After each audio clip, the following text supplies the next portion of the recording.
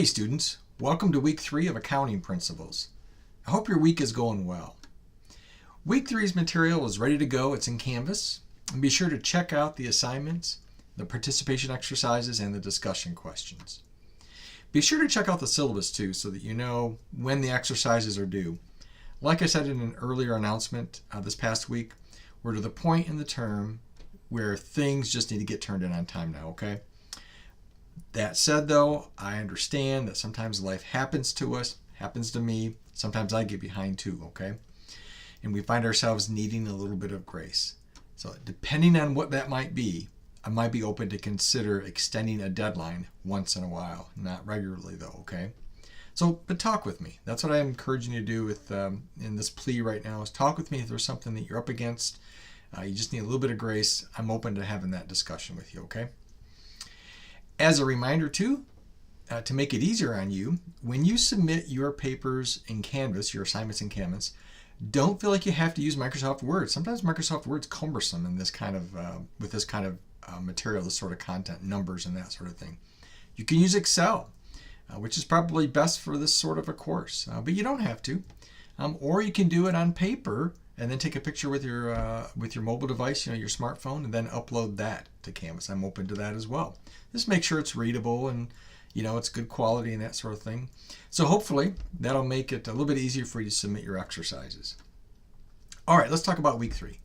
As I was telling you in the week 2's recap, we're still in chapter 1 this week. And we'll be in chapter 1 through week 4 basically, and then into chapter 2 during weeks 5 and 6, and then finishing in chapter 3 in week 7.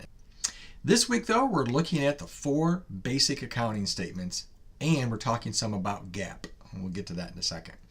Let's talk first for a moment about the 4 basic accounting statements. Accountants communicate their information through 4 different statements: the income statement, the statement of owner's equity, the balance sheet, and then the statement of cash flows.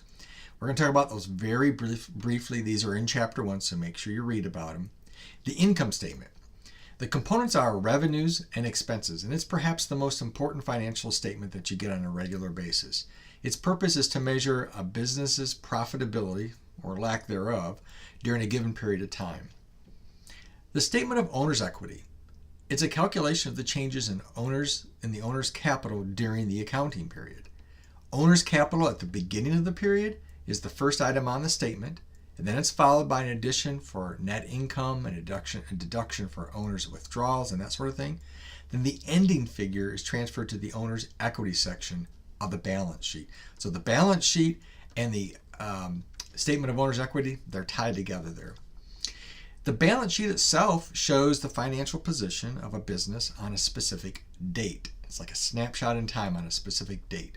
The resources used in the business are called assets, and the debts of the business are called liabilities, and the owner's financial interest, which we just talked about, is in the section called owner's equity, or might be just called equity. The statement of cash flow. The statement of cash flows provides managers like yourself with information about the business's cash liquidity by disclosing all the important financing, investing, and operating activities that affected its cash balance during the accounting period.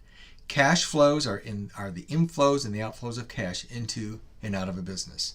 So let me just pause for a moment here. While the income statement's very important, if you don't have cash, you're not going to operate. You have to borrow and borrow and borrow, and eventually you'll go out of business. So the statement of cash flows is a pretty important document because cash is king. All right, every financial statement has a 3-line heading. The first line gives the name of the company, and the second line gives the name of the statement, like is it an income statement, a balance statement, that sort of thing. And the third line, it gives the relevant dates. One of the discussion questions this week is a challenge to you to go to a website database, one that I've given you in the exercise. Just click on the link and find the income statement and the balance sheet for a nonprofit of your choosing. Not all nonprofits are listed in this database, and not all of them have their financial statements in there. If the name of the nonprofit is in this database, some of them don't have their financials listed there. But a lot of them do. Find a nonprofit that does have their finances listed in this online database that I'm going to send you to. find their finances listed, and you can read and understand their financial documents. I want you to get used to looking at these documents and being comfortable with them. And we'll do some more of this throughout this term and next term as well, with for-profit companies as well. Let's talk about GAAP for a moment. Now that's GAAP, not GAP. All right? And it stands for Generally Accepted Accounting Principles. GAAP defines the standard, the convention, the rules, and the procedures that define acceptable accounting practices at a particular time. They arise from a wide agreement. They arise from, I would say, like a wide agreement in the industry on the theory and practice of accounting at a given time. These principles change continually as business conditions change and practices improve. It's important to know that GAAP rules are not like immutable laws of science or physics, for example. These rules, unlike those rules of science and physics that don't change, GAAP rules and conventions change over time. And that's important to know because sometimes the industry changes, sometimes new businesses form, and sometimes new accounting practices are needed, and so GAAP has to change. And the GAAP standards come out about once a year, I think, maybe a little bit more than that. But anyways, okay, that's it for right now. I'll be available during virtual office hours. Contact me with questions. Listen, have a great week, you guys. And remember, God is on his throne. He's always been there, and he always will be.